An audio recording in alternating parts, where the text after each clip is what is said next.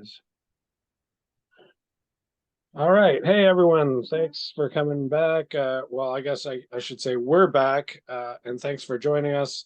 It's been a little bit since we did one of these, and I'm happy to have Wallace Wagner joining us back again for another, what I'm sure will be an interesting discussion.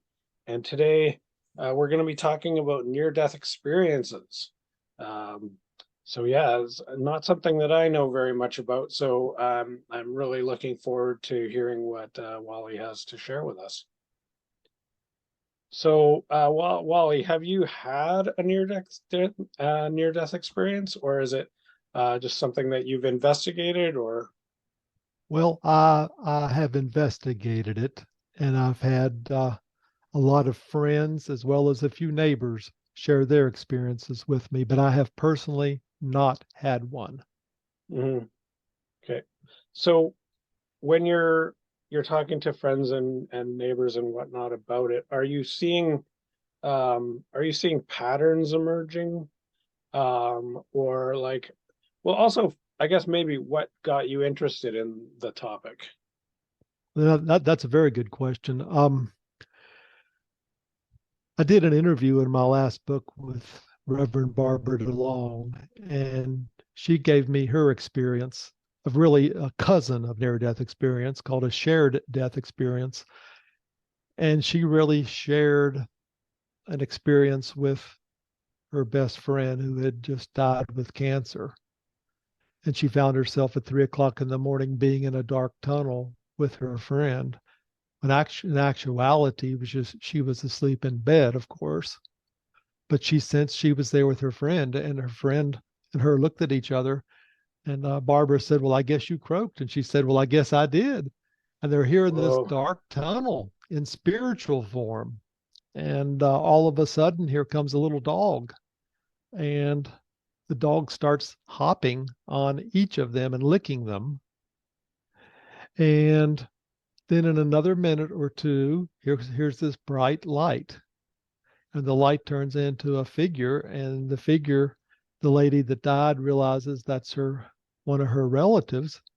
And she feels that she needs to go. And she asked Barbara to go with her. And Barbara refused, that she still had more work to do here on earth. So she would just stay behind.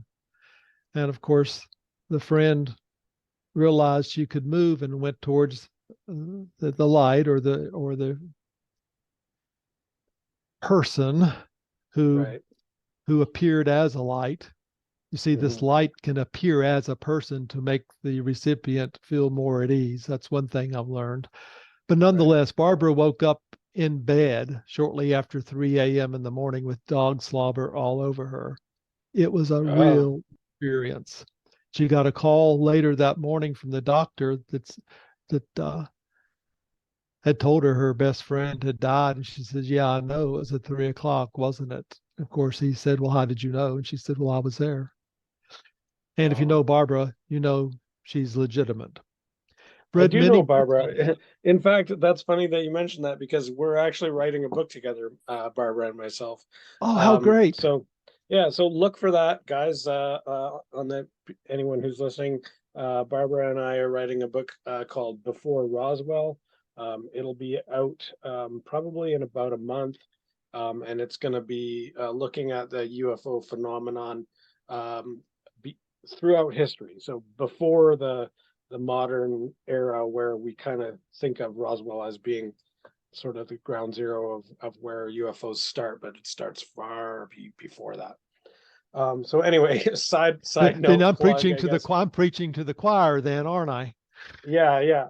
Um, so let me just clarify what you've told us so far. So Barbara's friend was dying, and then Barbara went home to sleep, and while she was sleeping, she had some kind of experience where she was with her friend in this tunnel and this dog was licking them.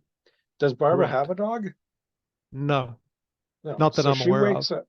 Yeah, okay. So she wakes up and she doesn't even have a dog in real life, but somehow because the dog was licking her in this other realm or whatever this is in this liminal state, the dog actually left slobber on her face.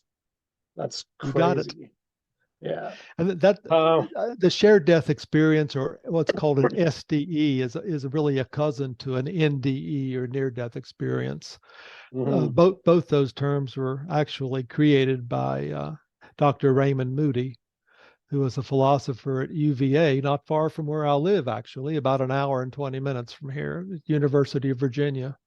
Yeah. And basically, what it is the experiencer shares the experience. Normally, like at a bedside when someone's dying, you'll have an experience very similar to what maybe somebody next to you is that's sitting beside the person that's dying, and all three of you sense something completely different out of the norm, but yet it's all the same. And there's, according to Dr. Moody, and I think this is correct, there's really no human words in existence to describe the state that you are in. Mhm. Um, it is certainly spiritual, but it's just an elevated alternative state of consciousness. And there's people out there, Ken, that would tell you that it's just oxygen depravity, or or some other reason that you're having these so-called hallucinations. Mhm. That's where it started with the NDEs. But when you get into SDEs, or the shared death experience, that blows that out of the water, because you have Yeah. people that are in normal health experiencing the same thing. And there's Right. nothing that can be said against that. So I already believed in the near death experiences, and I certainly believe in the shared death experiences. They go hand in hand. There is Right. another state of consciousness out there for all of us, and we are spiritual beings. So when we leave our bodies, we go back to the spiritual state, fully convinced of that. And that goes hand in hand with me for my past life studies, reincarnation and whatnot. We don't die, and that's how it all ties in for me. But generally, the near death experiences are treated as a separate topic. Yeah. I mean, there's a lot of sort of related concepts around this because it it really brings up the question of like really what is the human experience apart from this part that we know that we call life. But it seems like maybe there's something beyond that. I mean, we don't, it's hard to know for sure because you can't go there and come back, except for in these cases where it's sort of that is kind of what's happening, is that people are stepping outside and then coming back in terms of a near death experience. I guess that's sort of what's going on. But with this shared thing, yeah, it's like they're also stepping away, but and and then it also brings up the question of like, um, well, I mean, you said where it was one of Barbara's friends' relatives showed up, so it's like, is that is that really like is that just an apparition of like a form that's recognizable, or is there actually a human spirit attached to that person, I and believe are it's they an coming back? apparition. I believe it's an Yeah. apparition. From what I have read and studied, I gave a lot of credence to Dr. Michael Newman in a book that he wrote called Journey of Souls. Also, give a lot of credence to Gary Zukav in a book that goes back about 40 years ago called The Seed of the Soul. Those are two very, very good books for our audience to know of. But Dr. Newman put in his book 29 individuals that had these experiences. And if you got a minute or two, we'll talk about some of the common threads that Yeah. goes all through each of the 29.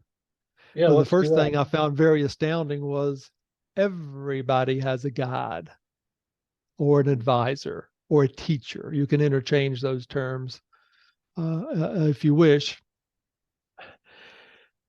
Basically, what happens is when you die, your spirit, which is your consciousness, your brain, who you are, literally who you are, exits the vessel or the body. Mm. Normally, but not always, through the head. Normally, but not always, there's dark tunnel, but yet Mm. some other people have found themselves immediately in a field of flowers, for example, like almost like the Wizard of Oz in the field of poppies. Right. Those are the two most common. You realize that you can look down and perhaps see people below you or see your body, but you realize that you're not in your body. You realize you can move, but you still have your senses, your consciousness. Eventually, you will see a white light, and it's a bedazzling white light, uh, and you sense that you want to go to it, and you realize you can move, and you do go to it. Now, what this white light is a little bit open for debate. Let's just say it's a cosmic energy of love. Mm-hmm. Love seems to permeate everything. And you can envision it as God, you can envision it as Jesus, you can envision it as your best friend or your mother or your father. It's really, this white light is just the spiritual world, so to speak. And it's just almost translucent, bedazzling, brilliant white. And you Mm-hmm. sense that it's good, you sense that it's love, and you sense you want to go towards it. Right. Now, when you're there, you're amongst everybody in spiritual form. You are put into a group. You actually have a group of friends, and they're all on your same level. Talk about levels. Mm. Levels exist in this realm. Levels of advancement, levels of, let's say, enlightenment or higher consciousness.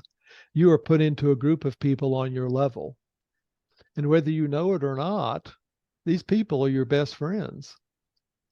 They are your very best friends. These are your friends, not the people on this planet while you're in this body, but those Right. people who are on the same state of consciousness, the same level of consciousness as you are your friends. You all, I hate to put it this way, but it's like sitting around a picnic table and each of you share your experiences. So this Yeah, could go be ahead. people that you may or may not have ever met in life, Correct. but Correct. they have In some this kind of life on this connection. earth, you may not have met them, Right. but they are on the same state or level of consciousness as you are. There's some kind of compatibility that has been assigned or Correct. whatever. Yeah. Okay. Correct. Now, your guide or your teacher is a few steps above you, but he's been elevated enough to be a guide or a teacher. He will present to you your whole life, things you did Okay. right and things you've done wrong. Mm. And an interesting thing is that you will actually see and feel and know from the other person's perspective everything that you've said and people that you've interacted with. You will know what you've said, how it affected them. And I don't know Ah, how that works, but you've changed. You will be the yeah. recipient and you will see how powerful your words were. Were they edifying? Were they hurtful? That kind of thing? And Right. that's one of the ways you learn. And the spirit does not die. Uh, we may have a choice or a say so in the next life that we choose, and it may or may not be here on Earth. It may be in another body on another planet within in the universe. That's to be decided. But the Okay. whole So point is we want to be like the Creator. We are striving for perfection. And as the eons go by and the life cycles go by, hopefully we progress, but we each progress on our own time, on our own way, on our own path. mhm. Okay, so I have two questions jumping off of that. So one would be if okay, so when I die, I'm going to go into this other mode, I guess, or whatever, and I'm going to meet these other people who are in my peer group and have a guide, and then we'll probably talk about some stuff, maybe do some lessons or something, I don't know, and then I get sent back to, or sent somewhere else into another incarnation. Or is there like a period of, is it almost uh like like a debriefing in a way before You could your call it next a deployment? debriefing, but it's pretty intense because you Hmm. will have feelings from the other side that you wouldn't experience if you remained yourself. It's a Right. funny thing somehow, and I've said this to some others, we're all connected in some way Yeah. or another. And this connection is used to where it's reversed that you feel everything, the words that you've said to people. You Right. you you Uh, see how it affects them. yeah, I could see how powerful that would be. Like in terms of just realizing, oh man, I've been a real shit. Right. Let me tell you, there's several things I've done, and I was thinking about that before our chat today, Ken. I've screwed up a lot. Yeah. Yeah, for sure. I mean, we all have. Um, and I think a lot of times it's not the things that we think, like whatever moral or ethical framework we're employing. A lot of times we think we're doing good, and then sometimes we think we're doing bad. And I think when we get to this place, we're going to realize, oh, we had it all wrong. Like the things where we thought we were doing good, were where we did some of the most damage. I can That's understand that, gonna but be, yeah. the best thing about it is you're not going to be condemned. Okay. So You will yeah, so continue this is on. where we come to. So we're not being judged and sent to hell in this theory or framework or whatever this is. We're saying, okay, well, here's what you did. Maybe here's what we could have done better. Let's try it again. It seems more like it's almost like you just keep getting another chance, right? And so we're Bingo. continually improving. But most people don't realize that they were alive before. Right. It's very much Because it's very similar to what maybe Jesus said to the people that were thinking that Elijah had to come back first. And they're speaking of John the Baptist. And Jesus says, if you have ears, let you hear, whatnot, I tell you that he was John the Baptist, or was Elijah. John the Baptist was Elijah. So it's a biblical connection too. And if you believe that Elijah is going to be one of the two prophets in the end time mentioned in Malachi, then he's coming back yet again. So right. we don't die. That I am convinced of. And we don't go from kindergarten to grad school with this one life. We live Right. eternally, and we were alive before we were born. So we probably had a say so in the lives that you and I are living now. And Yeah. Gary Zukav in his book actually, went out a little bit on a limb and he said, if you saw someone crawling in the gutter, I used to feel sorry for them, but now I realize that may be their calling. They chose this so they could experience that. So maybe I shouldn't interfere. And, and Right. and I understand that now. Yeah. Well, I mean, that's the thing is everybody's on a journey or a path or whatever. And, we all get to where we're going. Partly, I'm not saying this is entirely true, but partly due to our own choices in this life and possibly in previous lives as well. So there's always more to the story than we know. Definitely. So so that I guess is brings up my second question. How do we know the parts of the story that we are starting to learn? Because it's almost like it's unknowable in a way, in that we are trapped inside this bubble of life, and yet now we're talking about things beyond that bubble. And so by definition, we can't know it. But we do have these hints and glimpses, and there's these. Um, so the NDE and the SDE are a couple of ways where we can get just snippets of that, but there are others because um, you have like past life memory, which would be another way of getting that information, possibly communication with spirits or even ghosts or that kind of other kinds of entities who could be bringing that kind of information into our little bubble. Like so, there's this whole other kind of scope of phenomenon that really are when you kind of look at this as a more generalized framework, it sort of opens up the paradigm for a lot of different paranormal types of things that you wouldn't necessarily think are the same, but maybe they're just different manifestations or different forms or different um, just variations of the same thing. Like maybe even the Akashic field somehow relates to that because Exactly, it's a exactly. way of yeah. And So does even remote like viewing. Look at remote sure, viewing, yeah, same yeah, yeah, thing. yeah. Telepathy, yeah, there's a lot of different um kind of strange things that we don't really understand that are different but kind of the same. That is very true. And Edgar Casey comes to mind with all the past Yeah. lives going back to Atlantis and whatnot. Um, you wonder why we're here. I'm sure the audience wonders, well, why are we here? And I've asked that question to Dr. Barry Downing, who's also in my last book. And his Right. comment was, I look at the earth as a terrible testing place. Mm. And that has resonated with me because I think it really is. There's so much you can do wrong here. There's so many temptations.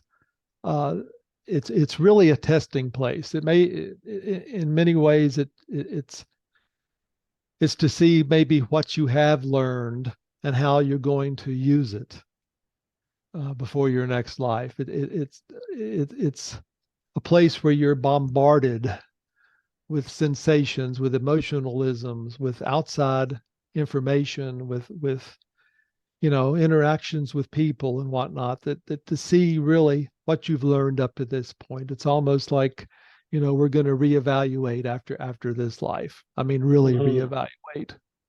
Right. So I'm really getting the sense that this also ties heavily into simulation theory. And the reason being that if we're essentially, it's like we're in a video game almost. So that like I'm playing this game, and then when I'm done, when I die, I'll go outside of this game and I'll talk to my friends about it, and then we'll all jump into a different game, or maybe even the same game again. I don't know. But it's like, so there's all of these different programs running, which, you mentioned earlier that it might be a different planet or a different time or something like that. And yeah, like if it's simulated, then it makes a lot of sense that, it can have different parameters each instance. Um, and also just kind of the fact that there is like if this is not all there is, then what is the other thing, right? So then it kind of makes more sense to me to say, well, this is the simulated part, and outside of that there's something else that maybe we could consider it the real world, or maybe it's actually no more real, maybe it's also simulated. But I mean, there could be nested simulations within each other. But yeah, to me, like I almost can't see a way for this to work that doesn't involve some kind of simulation. Yeah, do you have any thoughts on that? It's almost like a conundrum. Yeah. If you go fast enough, you'll end up to where you started before you started. I think on that. I mean, technically, that can happen. Depends on how fast you go. Um,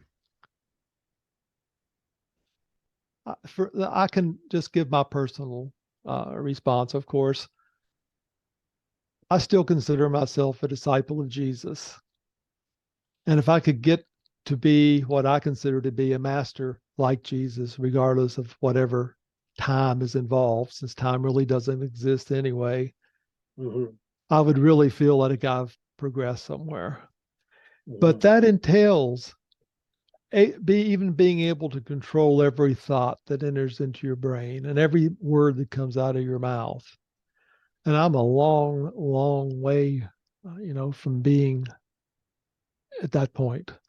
Hmm. Um, Everything we say here on earth, and this is biblical too, as I'm sure you are aware of, everything we think, everything we say is actually recorded and made known in heaven. There are no secrets here, Hmm. which plays into that everything you've done in this life is going to be presented back to you, but it'll be done in a realm of love. Uh, this love is it's just overflowing. It's agape on spades. From what I have gathered from all my studies, that's ultimately our reason for being here is to really learn how to love. And that's even your worst neighbors and people that you can't love, you've got to learn to love. And Hmm. that is a challenge, in itself. Absolutely. And I guess I think that's what I imagine would be the takeaway from seeing your life through everyone else's perspective is that you would just have almost a crippling sense of love um, towards the people who experienced you and how damaging you probably were, and or even if not damaging, just that you could have done better. So in a way that's very sad, but it's also very hopeful in that you do get a chance to do it again. The issue now becomes, well, how are you going to remember that you just learned that when you spawn into a new life, right? So, and we seem to be pretty bad at remembering any of those takeaways. I want Lots of the rememberings, if they do happen, it's normally while you're a young child. I'll throw that out. right, It's rare that an older individual can make a comment or remember things of a previous life, but there have been many children that have been able to do that, even starting as young as age 2. right. I wonder if it's like maybe, I mean, sure, that's really interesting, like all those kind of factual pieces, but I wonder if it's more important to just get the sense of like this intuitive sense that that love is a good thing. I mean, why do we even have this universal concept of like a loving God? I mean, and then that doesn't always play out in our religious experience, but I think there's this idea that that God should be loving, and like there should be some kind of, or even if you use different language, like if you're talking about becoming one with the universe or having interfacing with a universal consciousness, but that there should be this good experience, right? And so just the fact that we universally have this intuition that there should be something good, and that therefore we also should be good in order to align with that. Maybe that the fact that we have that intuitive ability, that knowledge, maybe that is a knowledge that we are bringing in with us. Like maybe it's vague, but maybe that's only the level of detail that we can bring in. Well, if you know me, and this is our second chat, I have become a lot less religious and a lot more spiritual, Hmm. especially in the last 2 years. I mean, to be honest with you, I did not go to church today, and this is Sunday. Um, I have learned, and this is all self-taught, by the way, because here in Virginia, there's not too many places that you go to learn to meditate and to learn about your spirit and your soul and your place in the universe and that kind of thing, aside from a Bible study or a church group. Hmm. But for me, I have learned to be in touch with the voice inside me, the little spirit, my soul, my essence, much more than I was 5 years ago. And in doing so, I have this sense, as you say, this vague sense that I know that love permeates everything. I know that what is out there is good. I know that all the visitors that were looked at as being gods that have come to this planet, they did not come here to kill us. We're still here. They came here to teach us. And I look Right. at Jesus as being a teacher. Everyone called him Rabbi. Mary Magdalene called him Rabboni. And yes, he Mhm. healed. And yes, they call him a savior, but guess what? We're saved already. Mhm. Yeah, I don't think Jesus thought of himself as a savior in the way that that we present him. I mean, he is a savior in terms of being the teacher, like saving us from our ignorance, rather than some. But what these other vague, like concepts of sin, original sin, and all this stuff, which he never talked about really. Correct. Um, Correct. yeah, and you know what's most interesting about Jesus is that his main point of teaching, the thing that he talked about most, aside from his healing, the thing he talked about most was the kingdom of heaven. But it's not in terms of some other place where after you die. So this is interesting because in the context of this near death thing, how does this play in? Because he Jesus talked about the kingdom of heaven as something that's right here. The kingdom of heaven is at hand. So it's almost like here's you, here's the kingdom of heaven. Just chunk, shift into it. So somehow, like so it's almost like a state of mind. And he was very big into meditating. Now we would call it prayer, but really meditation and prayer are the same thing.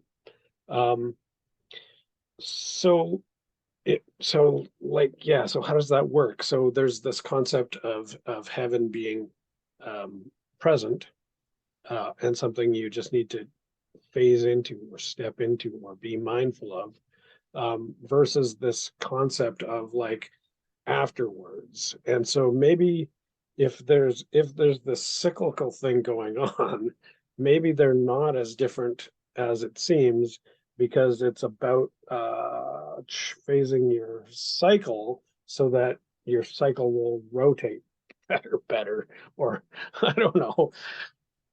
You remember the story in the Bible of the other Lazarus in the bosom of Abraham, Yeah.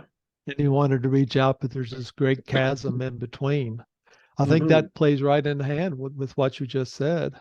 Right. Now, we can't agree on everything. And I, you made a comment just a minute ago that I used to believe, but I don't Hmm. anymore. And I would like to explain that. For me now, meditation and prayer are two different things. Okay. I did not know how to meditate when I was in church, Hmm. when I was teaching Sunday school and had all the positions I've had in my past. Right. I have come to realize again, this has been within the last 2 years or so, that for me, prayer is something with taking your issues, taking your problems, taking what you have and going outwards, reaching Hmm. out towards what you might call your God, or Right. out to the heavens for your prayer to be acted on, or for your thankfulness to be heard. Hmm. For me, meditation is quite the opposite. It's taking everything that's out here and absorbing it and going inwards and letting it Yeah. become a part of me, and realizing that my place in the universe is a unique place, that I am a unique individual, that my path is my own, my journey is my own, and that I am surrounded by a love I cannot comprehend. I didn't know that before. I Yeah. mean, I knew that love was out there. Jesus taught love your neighbor, Right. and all this Right. and that. But to actually know of it versus knowing it is two different things. And for me, the meditation part has allowed me to really grow inwardly, Right. and develop a firmer foundation than what I had otherwise. And I am very, very grateful for that. So, and actually have my UFO sighting to attribute that to. I mean, that was the catalyst for all my changes. Huh. So, okay, so first of all, you're right. It, when you're praying, the modality of prayer is one of asking and essentially avoiding responsibility because you're saying, "Oh God, it's up to you. I need you to fix this." Well, that's Whereas that's with another that's another issue, Ken. I didn't mean to mhm, overtalk you, but yeah, this is a pet peeve of mine. mhm, The church, bless its heart, so powerful back in it basically created the Dark Ages. But uh, they want you to rely on Jesus as your Lord and Savior. And the process with the church is just being submissive enough and being able to rely on Jesus enough. That will increase your faith and right, increase your connection. That's hogwash to me now. That's taking right, all of my choices, all of my responsibility out. When in yeah, fact, I have learned again, I'm a little God. Jesus is my brother. yeah, Yeah. Master, yes. Teacher, yes. If you want to call him Savior, that's fine too. But we're brothers. We're all yeah, brothers and sisters. You're my yeah. brother. Ye are And all gods. I'm a little God. Jesus says himself in the second part of John 14. That's often Right. overlooked. You hear the first part at a funeral, but they never finish the whole verse or the whole Mhm, chapter. We will yeah, do works not only the same as Jesus Christ did, but even greater works and miracles. right. That opens up a whole new world. Yeah. We have a And say so. We should be developing ourselves. We should be right, learning what was taught to us and not treating it as some Gnostic taboo. I mean, right. there's so much that was weeded out to become what the reality is today in the modern church. That it's no wonder we're stagnant. Yeah. It's no wonder we haven't progressed. It's no wonder we still have wars. It's no wonder we still have people starving to death and shooting each other. I mean, we haven't progressed at all. In fact, you can make a very strong case, of course, we've gone the wrong way. Right. Yeah, well, we don't seem to be capable of learning from history.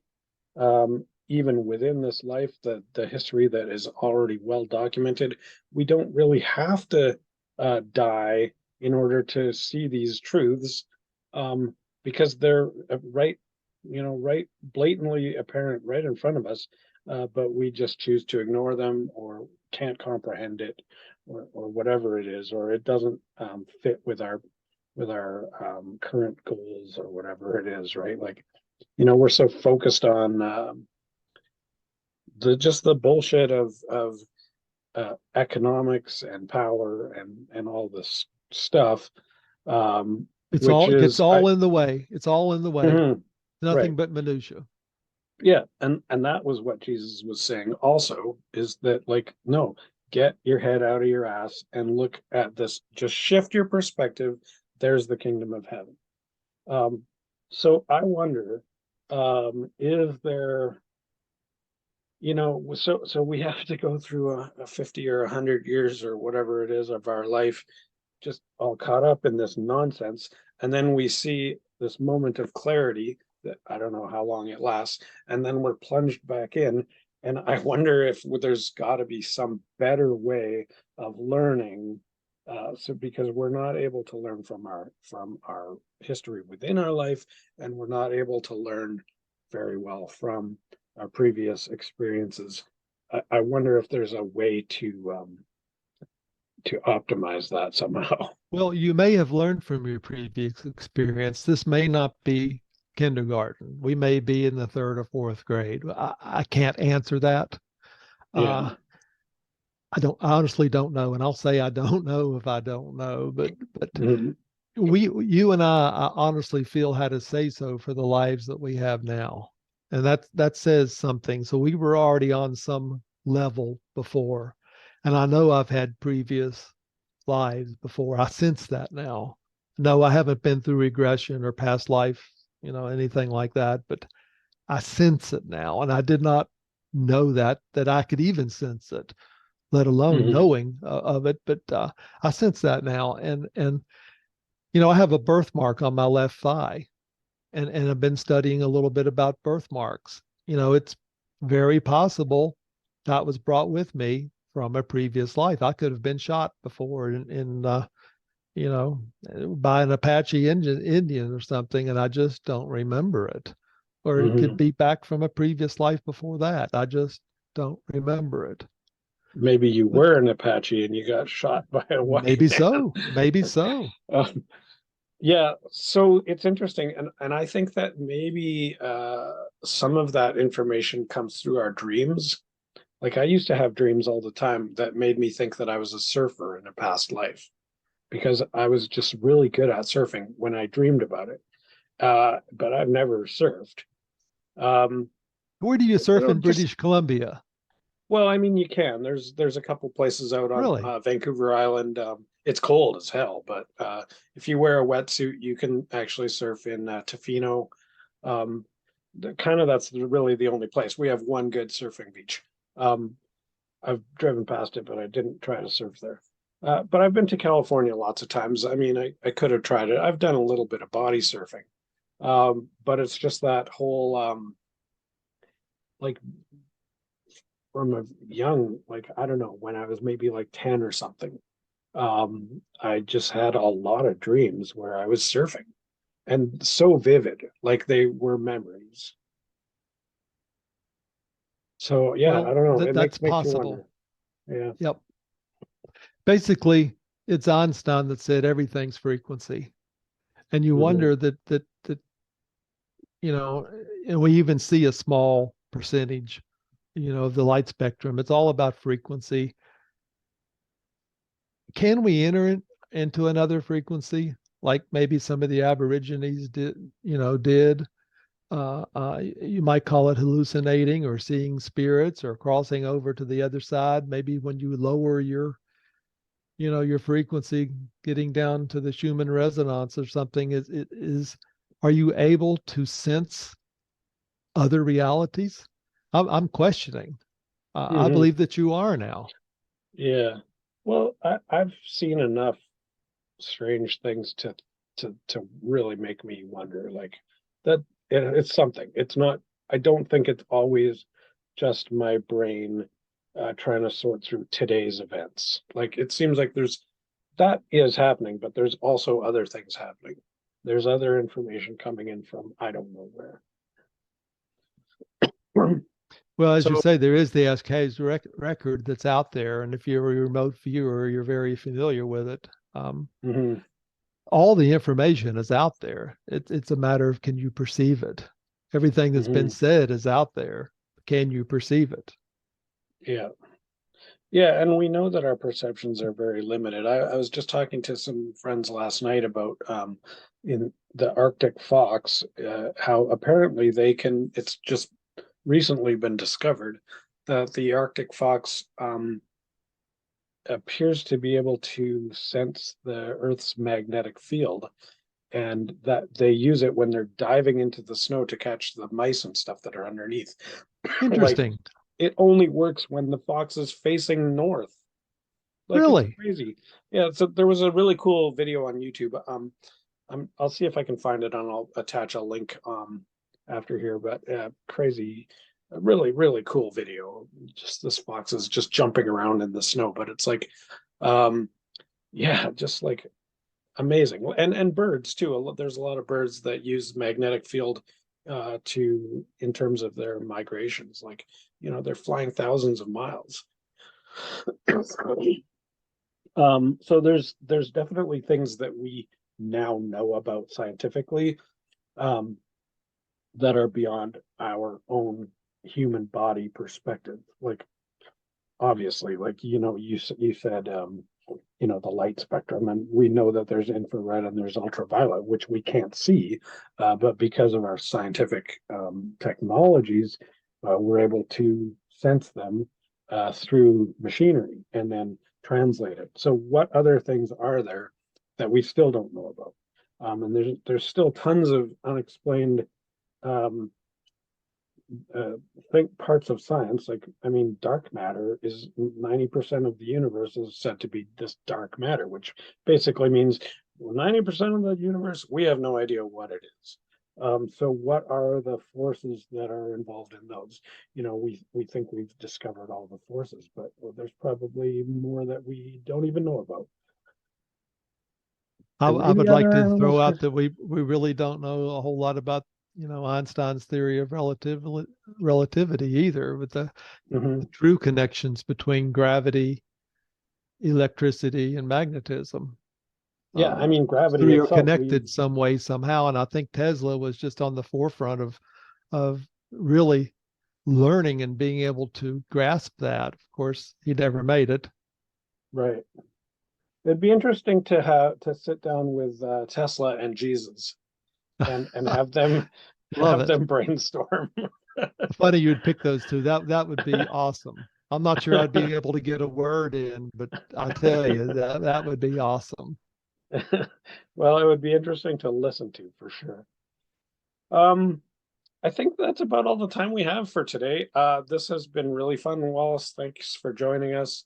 Um, No, I've enjoyed it. Perhaps, Thank you, Ken. yeah, for sure. So, yeah, thanks everybody for joining us today, and I'll put up a link to Wallace's book as well. And he briefly mentioned his UFO experience, and that's essentially what his book is about, and then what he's learned from that.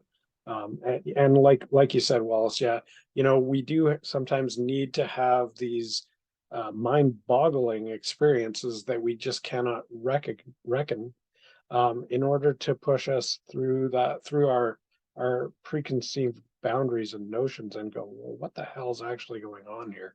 Um, okay, I think we just dropped him, so that's all right. Thanks everyone for joining us. We'll see you next time.